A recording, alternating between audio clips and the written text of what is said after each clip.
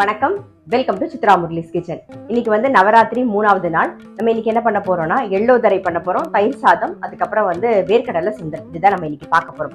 First வந்து எள்ளோதரைக்கு வறுத்துக்க வேண்டியதெல்லாம் நம்ம வறுத்துக்கலாம். நான் வந்து ஒரு பேன்ல வந்து எண்ணெய் விட்டுருக்கேன், அது நல்லா காஞ்சிடுத்து. ஒரு சின்ன பீஸ் பெருங்காயம் சேர்த்துக்கிறேன்.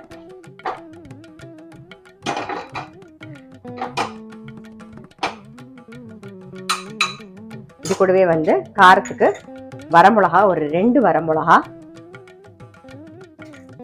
தனியா 1 டீஸ்பூன், கடலைப்பருப்பு 1 டீஸ்பூன், உளுத்தம்பருப்பு 1 டீஸ்பூன், மிளகு ஒரு 1 டீஸ்பூன். இதை ஃபர்ஸ்ட் வறுத்துக்கலாம்.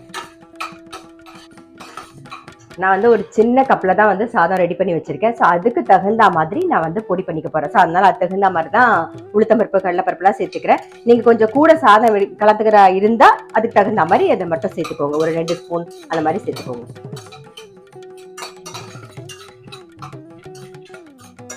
எள்ளு 1 டேபிள் ஸ்பூன் சேர்த்துக்கலாம்.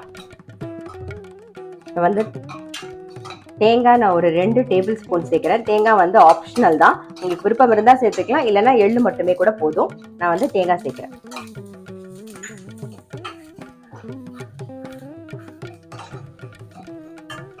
தேங்காய் ரொம்ப வறுபடணும்னு இல்லை, இந்த சூடே போதும். நான் ஆஃப் பண்ணிடுறேன். இப்போ நல்லா ஆறி எடுத்து நம்ம பொடி பண்ணி எடுத்துக்கலாம். தேவையான உப்பு இதிலே சேர்த்துடலாம். கோர்ஸா பொடி பண்ணியாச்சு. ஸோ இப்போ தாளிக்கிறதுக்கு நல்லெண்ணெய் சேர்த்துக்கலாம்.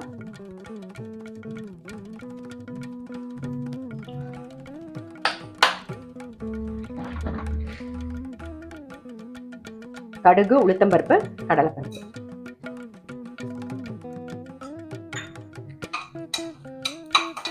பருப்பையும் சேர்த்துக்கலாம். கருவேப்பிலை.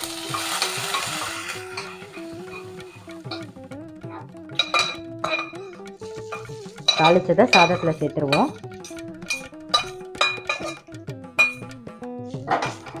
இப்போ நம்ம பொடி பண்ணி வச்சிருக்கோம் இல்லையா, பொடியை சேர்த்துடலாம். நான் பொடி பண்ணது கரெக்டாக இந்த சாதத்துக்கு பர்ஃபெக்டாக இருக்கும்.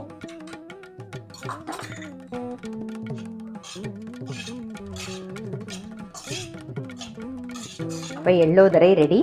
அதை ஓரமாக எடுத்து வச்சிருவோம். அடுத்தது வந்து நான் வந்து வேர்க்கடலை சுண்டல் தான் பண்ண போறேன். அதுக்கு நம்ம தாளிச்சுக்கலாம்.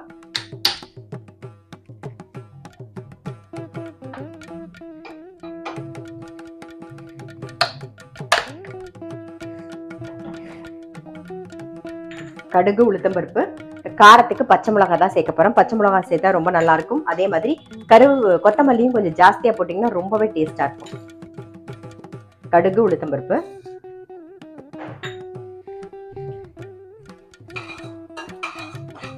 கொஞ்சம் கருவேப்பிலை, காரத்துக்கு பச்சை மிளகாய், வேக வச்ச வேர்க்கடலையும் சேர்த்துறேன்.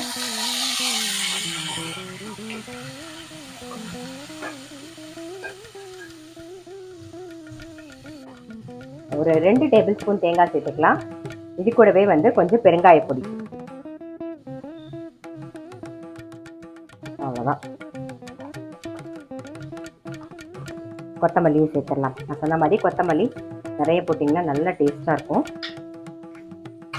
ஆல்ரெடி நான் வந்து வேர்க்கடலையை வந்து உப்பு போட்டு வேக வச்சுட்டேன். ஸோ உப்பெல்லாம் கரெக்டாக இருக்கும். அதனால நான் எதுவுமே பார்க்கல. நீங்கள் வந்து ஊற வச்சுட்டு முதல் நாள் நைட்டே ஊற வச்சுட்டு மறுநாள் காலையில் கொஞ்சமாக உப்பு போட்டு வேக வச்சு எடுத்து வச்சிடலாம். நான் உப்பு போட்டு வேக வச்சு எடுத்து வச்சுட்டேன். இதை ஆஃப் பண்ணிடுறேன். அடுத்தது வந்து நம்ம தயிர் சாதம் தான் கலக்க போகிறோம். அதுக்கும் சாதம் ரெடியாக இருக்குது பாருங்க. கொஞ்சமாக வந்து உப்பு சேர்த்துக்கலாம். உப்பு சேர்த்து கொஞ்சம் ஒரு வாட்டி மசிச்சுருவோம்.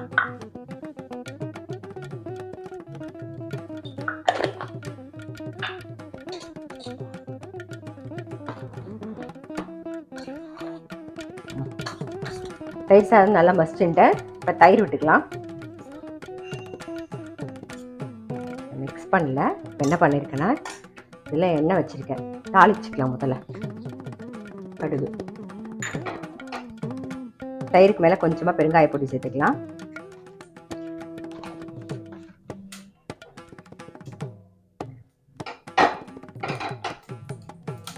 பச்சை மிளகா, கொஞ்சம் கருவேப்பிலை.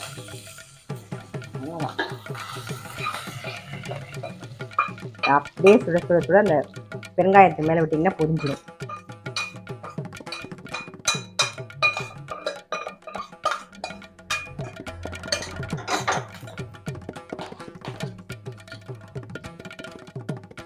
கொஞ்சம் கொத்தமல்லியும் சேர்த்துருவோம்.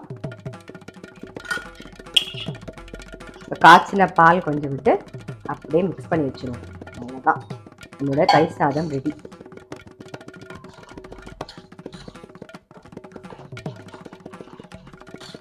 தயிர் சாதமும் ரெடி.